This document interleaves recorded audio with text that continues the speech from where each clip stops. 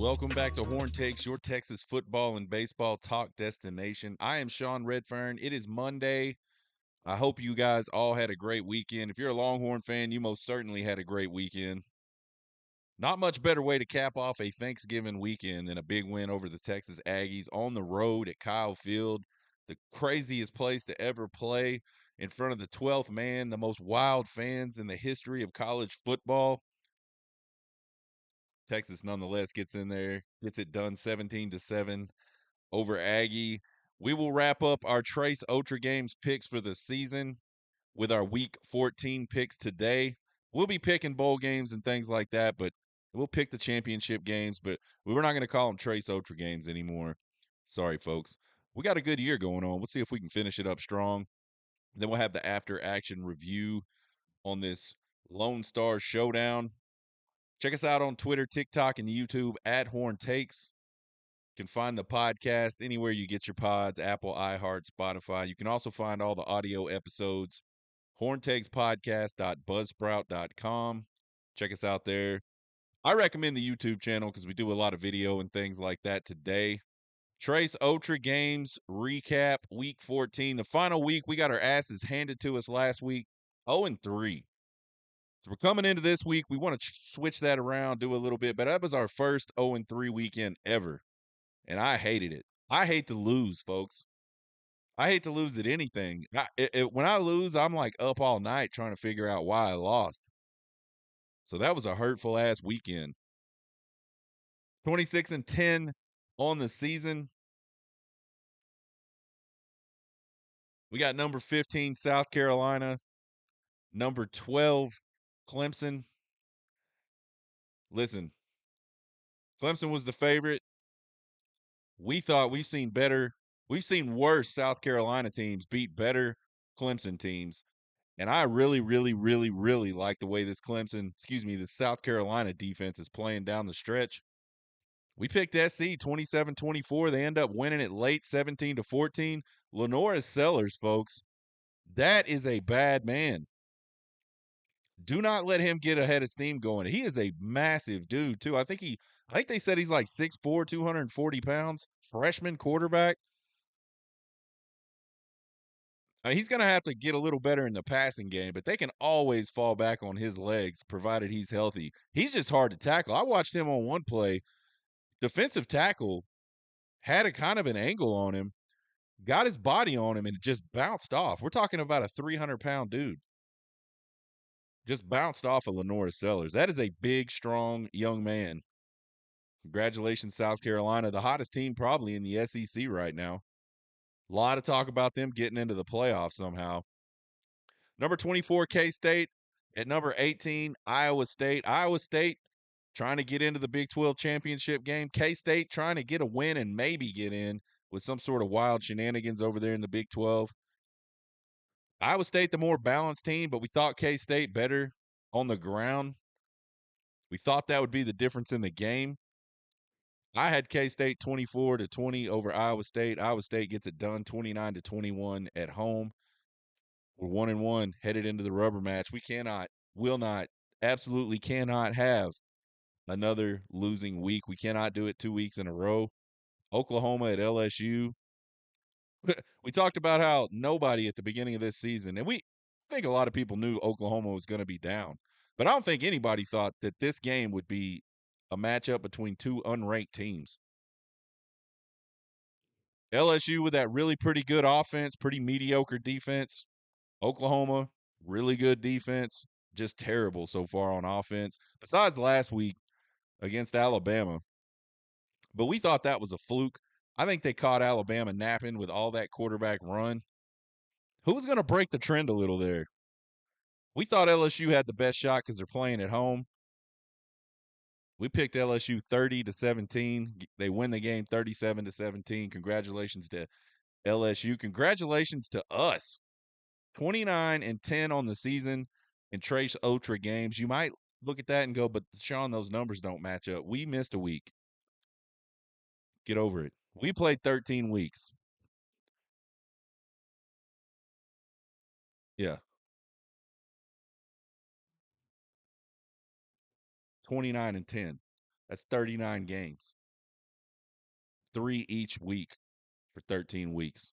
Congratulations to us. You know what? I'm going to go write that down. I'm going to say I'm 29-10, baby, for the season. The after action review. Whew. What an ass kicking that was, folks. Statistically, just pretty bad, man. And also, like, score wise, that game was so much more of an ass kicking than the score let on. Just wow, big time effort, man. We'll talk about that some more. Texas with 458 total yards, which is much better than Aggie gives up. Aggie only had 248 total yards, which is much lower than they actually give up and lower than Texas averages. So just a thorough defensive ass kicking. Passing yards, Texas had 218. Aggie had 146, much lower than their average. They did complete a lot of percentage of their passes, almost 70% completion percentage to Texas's 60%. Texas, of course, with 1 touchdown, 1 interception. Aggie with the 1 interception. And here's where the game really got out of hand, and we said it would. We said it would. Rushing yards, Texas 240 on 50 carries. That's 4.8 yards per carry. They had 1 touchdown, 1 fumble lost, none from the running back, so that's exciting. After the Kentucky debacle with 6 balls on the ground. A&M averaging over 200 yards a game coming into this one could only muster 102 yards on 34 carries. That's 3 yards per carry. They also had a fumble, not on running backs. So both the quarterbacks fumbled in this one to account for both of those fumbles. Quarterbacks with all 4 turnovers in this game. Third down, one of our keys. Texas converted 46.6% of the time on third down, which is better than their season average. They held A&M to almost 10% less on third down. 36% A&M was in this game, which is a little higher than Texas's average of 29.9%. Penalties, about even, 5 penalties to 6 penalties for Aggie. Sacks, 3 for the Longhorns, 1 for Texas A&M. Just any stat you can think of, you go up and down the stat sheet. Texas dominated this game. Players that popped, man, Trey Wisner. I believe that's his 2nd week in a row on this show to be a player that popped. And guess, man, this guy, I'm happy for Trey. You know how I was happy for Alfred Collins a few weeks ago? I am happy for Trey Wisner, man. Trey Wisner was a guy that I think he was a 3-star, and he was kind of one of those versatile players. He played a lot of slot, played a lot of running back at DeSoto. Just kind of go wherever you know. He kind of reminded me of Keelan Robinson, who came over with Steve Sarkisian from Alabama when he first came to Texas. Not a big guy, but could play a lot of different positions, really good hands. He was our dark horse, man. I really, really liked what I saw out of Trey Wisner in that 2023 class. He was our offensive dark horse, and look at him today. 33 carries, 186 yards on the ground, 5.6 yards per. It just seemed like you handed to Trey Wisner on Saturday night. You were picking up 5-6 yards every time. He had a long of 22, 2 catches for 21 yards. Couldn't get him in the end zone. Well, we probably could have. We just didn't. Hell of a game.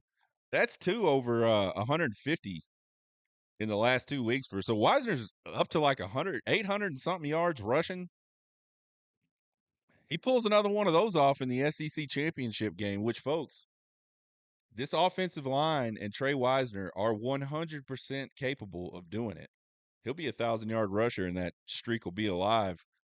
Vernon Broughton, player that popped number 2, 4 tackles, 2 tackles for loss, 2 sacks, the big fumble recovery late in the game to seal the deal, 2 other QB hurries. Man, Vernon Broughton brought it. Man, that dude, just awesome, man.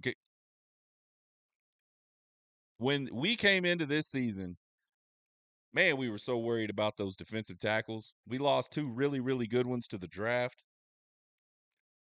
All-American type guys.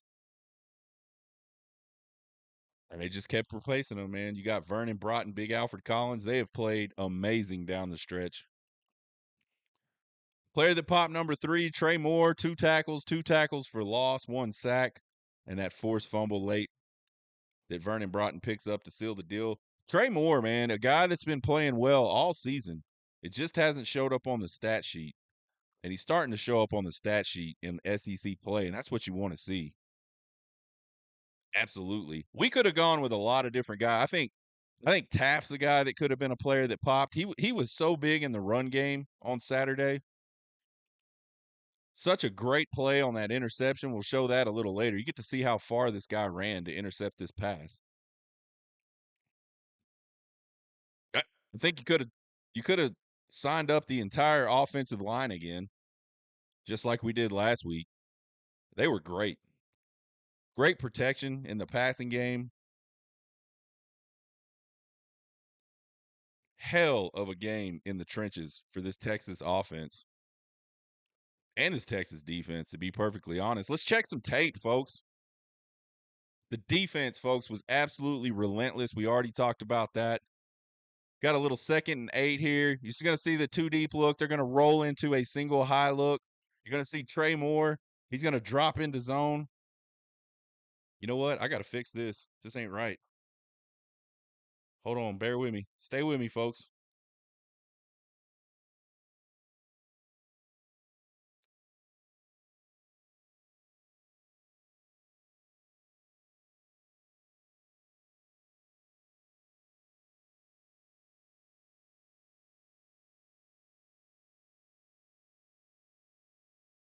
There we go. That's better. I apologize, folks. I don't know how that happened. That ain't good. All right. 2nd and 8. Texas going to roll into that single high look. You already see them. There's Taft in the deep middle right there. You're going to see Trey Moore drop into zone. They're going to bring Ant Hill on some pressure. Watch Big Alfred Collins at that right tackle position. He just keeps working, gets his hand up, bam, ball's down. And man, Barron Sorrell, he's going to want that one back for a long, long time. 3rd and 8 here. We got a 2 high safety look with pressure. Watch all 4 of these rushers just squeeze the pocket. We're in that wide 9 look that I love so much. Colin Simmons deadly out of this look. But watch how all 4 of the defensive linemen just squeeze the pocket. Nobody's trying to make a sack necessarily. They're just trying to squeeze that pocket, make it tough on Reed to escape. They did this all night just absolutely well. Reed's a great player, athletic guy. He's going to get loose every once in a while, and he did. But I thought generally this game plan by Texas worked to perfection. Watch him squeeze it, and then watch Ant Hill on the spy. They're squeezing. He steps up, Ant Hill right in his face. He's got an open man in the flat over there, and if he completes it, it's probably enough to pick up a 1st down on 3rd and 8. But because of that pressure from Ant Hill just popping up right in his face right there, he kind of just throws an errant pass, bounces off his hands for an incomplete. I don't know, Makuba, if Makuba comes up and makes a nice tackle, a sure tackle, he stops him short, but that would have been a tough play in big-time open field right there. Next play, we got 2nd and 6. Got that 2 high look again. Broughton and Simmons, watch them at the bottom of the screen. They're going to play a little game. And again, we're just going to squeeze the pocket with all 4 men. And you're going to see Broughton get the spoils with the sack. Everybody squeezing. Bam. Broughton picks up a sack right there. Great. That's perfect. That's what you want to do against any quarterback. Squeeze that pocket like a dadgum python. And he won't have anywhere to go except right into somebody to make a play. Play number 4, we got 1st and 10. Aggie in the Wildcat look with Bussy. Watch these linebackers, folks. This did not fool them at all. Watch both of those. Watch Benda and Hill. Boom. At the same time, they meet him for a short gain. Just outstanding play. So much speed. And by the way, David Benda's been a guy that hasn't got a lot of run until this week, the last few weeks. And he played a lot on Saturday, and he played outstanding. I think he's a little bit bigger, probably a little more physical than Leonga Lafau right now. And I think they realized that. I think the Texas coaches said, we're going to give Bend is going to play a lot in this game because we need some people to take on some blocks, kind of stymie that power running game, and be able to jam up some holes. And Leonga Lafau can do that, but I think that's like tailor made for David Bendit. Go back and watch the Michigan game. He just absolutely destroyed so many running plays, just blowing up Michigan blockers. That's his game. And I think you look at this Texas A&M offense, that running game, kind of powery ish, not exactly like Michigan, but the same type of style, man. They want to be big, they want to be physical. Here we go on 4th and 1. This is early in the game, folks. Texas goes to a 5-2 look, old school right there. Real old school. Watch Sorrell, man. Watch this. I'm gonna pause it right at the snap. Watch him just blow up his blocker. Boom. Just stymies him at the line of scrimmage. And what that means is what that causes, there's a hole there. But what this running back has to decide now is which way is Barron Sorrell going? He's defeated this block completely. Can I get through that hole? Do I need to bounce it to the outside? It doesn't matter. He tries to take it up where the play is designed to go, which, again, they had it blocked pretty well except for this block on the edge. Sorrell just falls into the hole, gets rid of his man, falls into the hole. Then you got Taft coming from his safety position and Big David Benda again. They just clogged that up. Aggie has nowhere to go. First turnover on downs for this Texas defense. Outstanding play by Barron Sorrell on the edge. Here we got 4th and 3. We got a wide 9 look. Both backers are going to walk up to the line of scrimmage. Here they come. To Anthony Smith's going to drop out just ahead of the snap, and then you're going to see Colin Simmons way down there at the bottom. He's going to drop off into the flat. And you're going to see the same look we saw earlier where Hill is going to spy, read. He gets a little impatient right here, though. You see him at the top there? He gets a little impatient and says, I'm going to go get a sack. He leaves the middle of the field. Reed's able to step up. But again, Barron Sorrell gets just enough of him, gets off his block, gets just enough to stop him short. Texas's second short yardage 4th down stop of the game. And that one was pretty big. I mean, they're all big. Anytime you can get a 4th and 1 stop, they're all big. And certainly the 3 they had in this game were really big. But that one gave them an opportunity near midfield late in the second quarter to go try to get some points on the board. And they executed except for the field goal itself. What can you do? College kickers, right? 4th and goal. This is late in the game. This is the last ditch effort for Texas A&M. You obviously see Texas loading up the box. Aggie brings in an extra tackle, and they're playing him at tight end right there on the left side, number 75. So they got 3 big tight ends. They got an extra tackle playing tight end. This is about as jumbo as it gets. You're going to see the backside H-back going to kind of go in some motion here. As soon as this ball snapped, you see Taff and McDonald playing those safety positions, almost like outside linebacker positions. They got contained, they got coverage there on the outside, but as soon as they read run, they kind of step up just in case Reed does keep this ball. Aggie blocks down on the right side. You're going to see that. You're going to see him pull that backside guard. That backside H back is going to kind of lead up into the hole almost like an old school power O look. But watch Burke, man. When he sees that down block by 75, that reach block by 75, he just comes right off his butt and just absolutely blows this play completely to pieces. This play was never having a chance ever.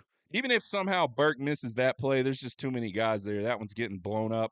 I'm really surprised that Texas A&M didn't run more of a zone type play, more of a read type play with Reed versus just handing it off with the only real threat is a bootleg from that at that point. And it's a total run. They're not throwing to that direction with number 75 on the field. I just not in that situation. I wouldn't think. Texas is 3rd, 4th, and short stop on the game. Just domination, folks. All that relentless effort leads to turnovers. We got 1st and 10. Aggies' second drive. They get a single high look. Let me back that up a little bit. Celebrate. All right, single high look. That's Taft, just south of that SEC logo on the 25-yard line. He's playing straight dead center field. Watch what Colin Simmons does off the top of the line of scrimmage there on the pass rush. Just immediately forces Reed to step up. Just beats his man like a redheaded stepchild.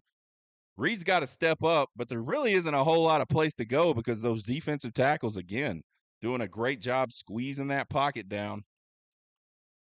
He's going to escape. He's going to slip off to the right, get a playoff, but watch how far Michael Taft played center field to go pick that one off. Really, really nice play on the crossing route by Taft in that deep safety position. This Texas secondary is just absolutely fundamentally ridiculously sound this year. And that's the difference between last year and this year. Last year, they might have blown that coverage somehow. They might have completed that pass somehow.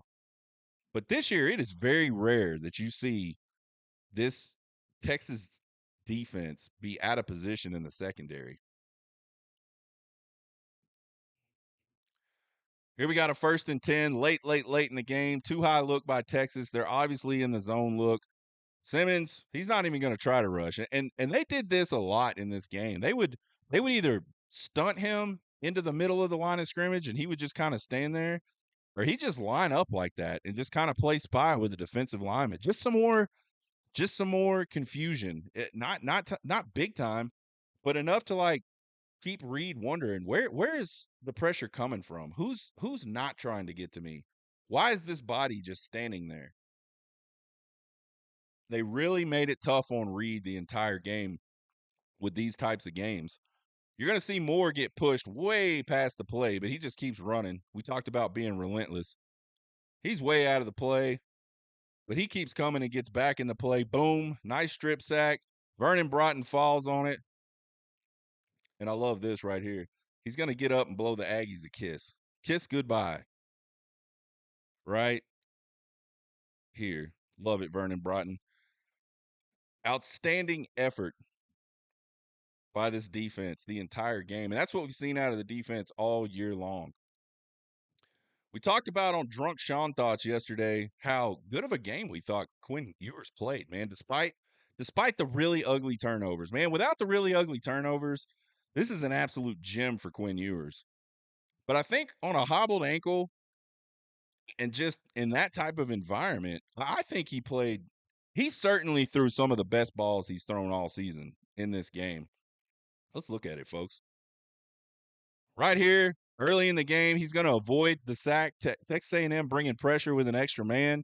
He's going to avoid the sack, and he's going to absolutely scamper for a really big gain on 3rd and 10. And folks, he could have scored on this play. There he is. Nice play in the pocket. Gets to the outside. Good block downfield there. Right here, he's like, holy shit, why isn't somebody tackling me? And then he's like, whoa, there's a guy right there. What do I do? And he just stutters enough. He can't decide whether he wants to cut back or go out of bounds. He ends up going out of bounds just a little too much. He had a great block. I don't think he's going to score there because no, he might. He might be able to cut back against that and actually get in the end zone. But what a hell of a run by Quinn Ewers on a busted ankle. Nice job escaping that pressure and just running for the first down. We'll give Quinn a pass on stepping out of bounds for no reason, just because the first part of that play was so nice. Here we go on 3rd and 7. This is a magical throw. This is like, we talked about it yesterday. This is like an old school college football game on Sega Genesis. He literally throws the ball right through defenders. I don't know how to get the ball into Gunnar Helm. Watch this throw. 3rd and 7. This is big time, folks. Zoom. I don't know how that safety from Texas A&M does not pick that up. And I don't know how Gunnar Helm caught that pass. I don't know how he saw it. The angle from the back where they show this from the Skycast, like you can't even hardly see Gunnar Helm. I still don't know how that ball gets through there. Amazing throw, perfectly thrown, obviously, or that's a pick for two guys. Here we got 2nd and 14. We're going to get a little play action look. Quinn pulling his man off. Here we go. 2nd and 14, little play action look. We get some motion into the backfield. The snap was late, but this was supposed to simulate like that little handoff look they do in the backfield to the motion man. You're going to see a nice little switch look there on the bottom of the screen between, I believe it's DeAndre Moore, and it's definitely Matthew Golden on the inside there. Golden's going to run the fade. Moore's going to run a post. Quinn with an absolute gem of a pass right here. Great protection. You can't throw it no better than that, folks. That is absolutely perfect. That is what Quinn Ewers has been missing all season, and really what this offense has been missing with Quinn Ewers in the game. Most games this year, that's a miss, and we're punting. Instead, he drops it in there. I believe they go on to score on this drive. Again, great protection. That's the thing that makes the whole thing run. Protect Quinn. Play 4 here. We got 2nd and 6 inside the 10-yard line. This is a really cool little route combination by Steve Sarkisian. The back's going to run right out there, almost like it's a screen pass. Like he's going to go block that cornerback. And then the wide receiver just runs like a little almost backup curl route type thing. You'll see Blue stutter just a little bit, and it's going to give him just enough space for Quinn to drop this ball in here for an absolute touchdown that Aggie still doesn't feel like was a touchdown. That was definitely a fake screen type look. Really good concentration by Blue right there to catch that and get a foot down. Here we go with another play action look for Texas.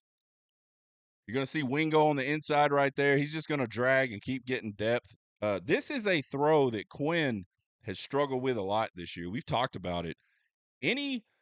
For whatever reason, any route where there is both horizontal and vertical movement away from Quinn, he's just struggled on those passes. But this is an absolute rope and a dime and a dart. Beautiful. Gets the ball out in front. Wingo's able to turn it up, pick up some nice yardage. Again, Quinn just really, really good for 99% of this game, 98% of this game. Here we got 2nd and 18. Too deep with his own look. Watch this motion by Wingo and in this play design. You're going to see this secondary from A&M when Wingo comes across the formation. Their adjustment is to give more space. Watch this. He's on deep safety's on the hash. That cornerback splitting the hash in the sideline. Watch when Wingo comes across the motion. He's going to stutter and then he's going to roll back out. Those guys just respond by giving up more space.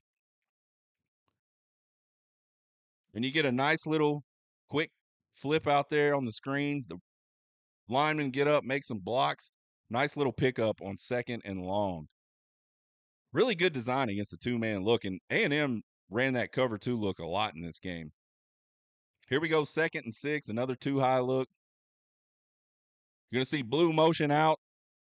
You got Matthew Golden on the right side all by himself. Watch this safety. The play side safety on that right hash, he just never really reacts to the play at all. Quinn's seeing that man-to-man coverage. Just a nice quick hitch, get the ball out. Nice run after the catch. Perfect ball. You don't run after the catch like that if you don't throw a nice ball. And Quinn, again, absolute money in this game. So Quinn looking good and looked good almost the entire game. He did have the wild turnover, that interception for a pick 6. And then he kind of got lazy there on the scramble. Down in the red zone, gets the ball stripped out.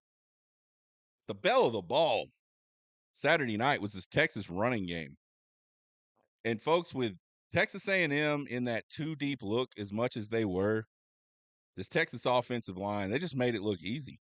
And I'm so happy. It took a while, but once Sark kind of figured it out in the second half, they just absolutely wore Texas A&M's ass out with this. Here we're going to see, and they did it a couple different ways. We saw some power type stuff, and we saw a lot of that zone blocking scheme with the backside seal by the tight end. It's almost like a power look. he's just looking to get in the way. And when everything gets washed down, there's a nice cutback. We'll see it in a minute. Watch this trap block by Hayden Connor to kick out the tackle. You're going to see the right guard, big DJ Campbell. You're going to see the right tackle, big Cam Williams. They're just going to kind of cut up underneath that 5 tech, influence him a little bit, cut up underneath him. We'll pause it when it happens. Boom. You see Williams just kind of contact him a little bit and then push him out to the outside. Hayden Connor's coming on the trap. DJ Campbell has already got a double team going on that nose man and pushing him completely out of the way. You're going to see big Cam Williams get up to the second level. You're going to see a nice little trap block by Hayden Connor. Helm gets contact. There goes Wisner. Nice big pickup. Here we go on 2nd and 4. Juan Davis going to go in motion. And this is a cool little play. I don't know if it was meant to be like this. We've seen the tight end go in motion, come back across the formation again, and follow an offensive lineman. This is the first time I've ever seen the offensive lineman follow the tight end. I don't know if it was by design, but it works. Hayden Connor, Trevor Gooseby going to wash everything down on that left side. Watch Wisner on the vision. Here goes the motion. Here he's going to double back. Look at that. Look at that vision. Boom, right up the middle. Nice tough run. Pick up a nice gain on 2nd down for a 1st down. Here we're going to have the zone look with that tight end backside kick out we've been talking about. I think you're going to see Amari Nyblack motion completely out of the box, basically. And then you're going to see Helm come across the formation to kick out. But what I want you to really pay attention to, and I'll stop it, these combo blocks on the Aggie defensive tackles are absolutely perfect. Right there. You see that on the hash? You got Gooseby, you got Connor doubling up on one defensive tackle. Then a little bit over to the right there, you got Jake Majors, DJ Campbell doubling up on the other defensive tackle. And that's to get some push right off the bat. And they do. Then you got to get to the 2nd level, and they do. Watch this cutback. Watch this vision by Wisner. He's able to just cut back against the whole thing. And he's got good speed, and boom, finishes it off with some power right there, some attitude. I love it. I love it. Here we're in the pistol look again. We're going to have the same exact look with the zone, sort of in that backside tight end kick out, except we're going the other direction this time. Watch the combo blocks on the bigs. They get some movement again. Boom. You already got a really big hole. And all you got to do at this point is just get up onto that 2nd level. And that's what they do. You're going to see a nice little quick 1 foot in the ground, burst up the middle. Wisner never gets touch, till he gets up there to the complete 2nd level in those safeties. Outstanding job up front. Here we go with the same zone look again. This time we're going to not get the return motion by the tight end. So it's a little bit of a different look. He's just coming across the formation. Hand it off, stretch it out. Look at those combo blocks. Look at Trevor Gooseby on that backside. That defensive end wants to come down. Wash his ass down. That's exactly what happens. We get a nice cutback again. Nice vision, nice lateral movement, nice pickup by Trey Wisner. Folks, they did this the entire freaking game against Aggie, and they can do it against anybody. They did it against Kentucky. They did it against Aggie. I really, really hope that Saturday in the SEC championship game, Steve Sarkisian commits to doing it against Georgia, because if they do, they have a great chance to win that game, win that SEC championship. Let's talk about the officiating. We're always bagging on officials, and that's mostly because they suck. I thought they did pretty good, man. I think there was a couple of plays in this game where Aggie might have a gripe. That 12 men on the field, I think that one could have gone either way, but I think A&M slow played it so long that the officials had to put it in play. Like, I don't think you can, I don't know what the rule is, but I don't think you can slow play it so much that you stop play or force the other team to take a timeout. Maybe I'm wrong.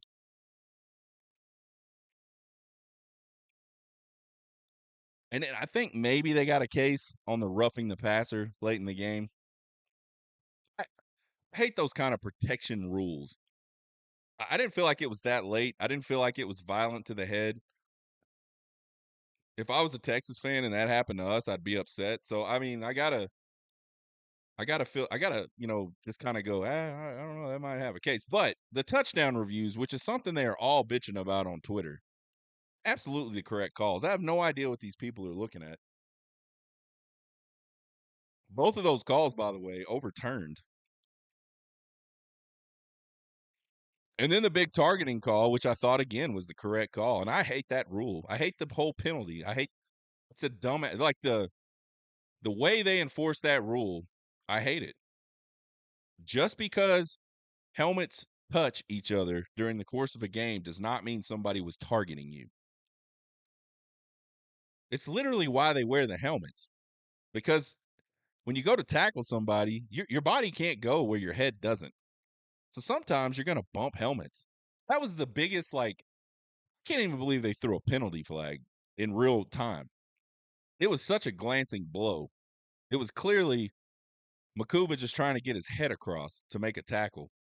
Absolutely 100% not a targeting. So they reviewed 3 plays. They all went Texas's way, but they were all the right call. So you Aggies can shut the hell up. Stop crying about it. You just got your ass kicked, man. That's all that happened on Saturday night. Final thoughts.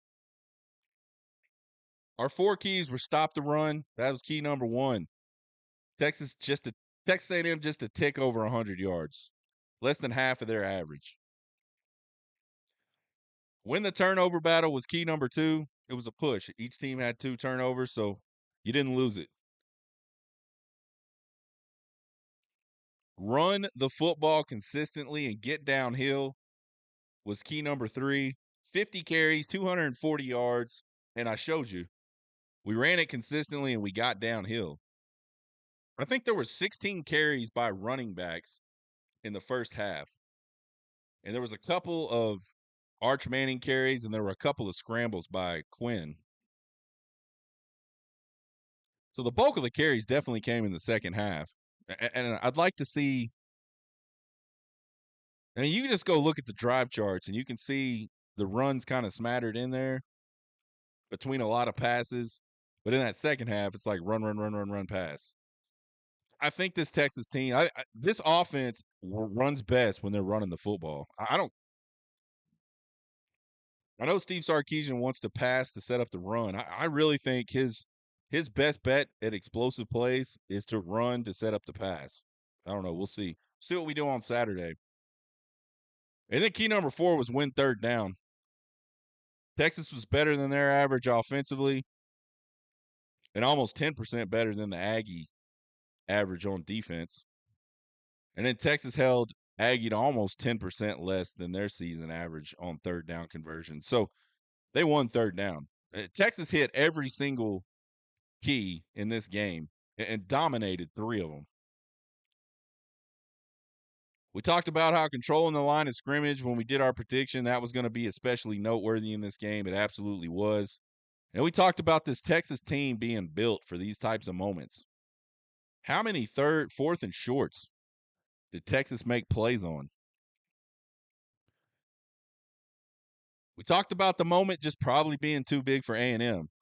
With all the hullabaloo, it's the 13 years since we played. Oh, we're trying to get into the SEC title game. Oh, we're trying to keep our hopes alive. Oh, we just hate Texas. It was too big for them. We thought there'd be a fill-out period where both defenses would carry the game. I think, honestly, they carried the game the entire game for the most part. Texas had a really good stretch in the second quarter where they were able to just move the ball. And, well, I guess into the third quarter, too. They kind of just moved the ball at will. They had those 2 turnovers in the red zone that really kept the score closer than it was.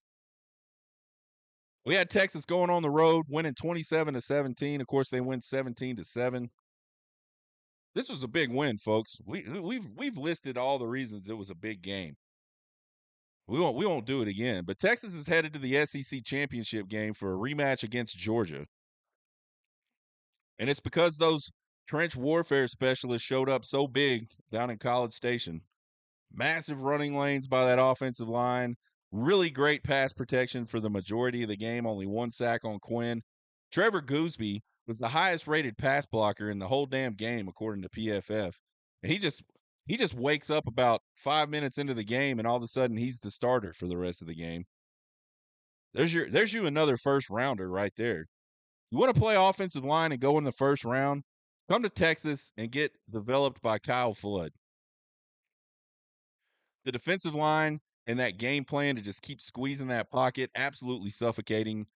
They executed it, I mean, almost to perfection.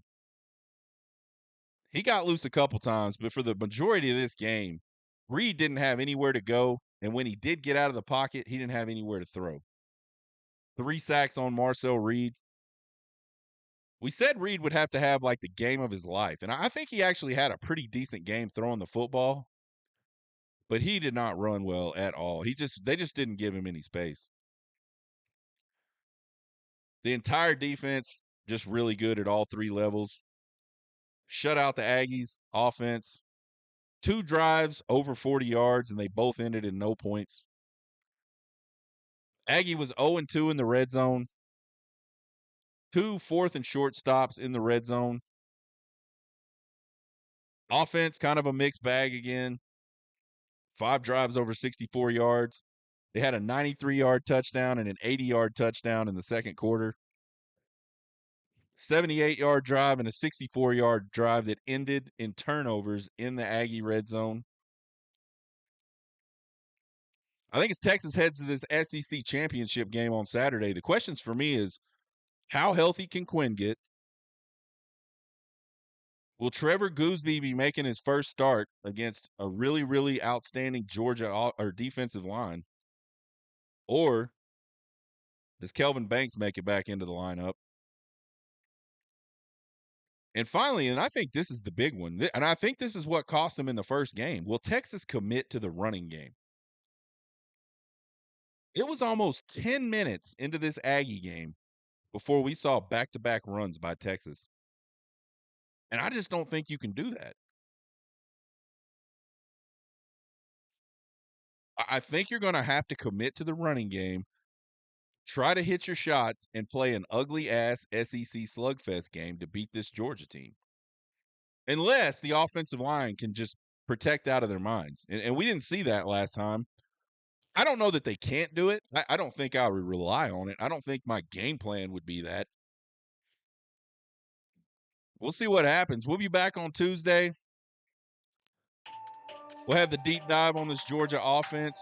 We're going to do a Horn Takes live stream Wednesday night, 7 p.m. Central Time. We're going to have Chris, Dave, and Cole from SEC Unfiltered. We're going to talk SEC championship, kind of this SEC wind up down the stretch. Who should go to the playoffs, all that type of good stuff. Find us on Twitter, TikTok, and YouTube at Horn Takes. Give us a subscribe, give us a follow. Won't cost you guys a thing, but we sure do appreciate the support. You can email me at horntakespodcast@gmail.com with all your questions, comments, concerns, and criticisms. I love them all. You guys have a good Monday. Let's have a good week. Let's go beat those dogs in the SEC championship game. You guys get hooked.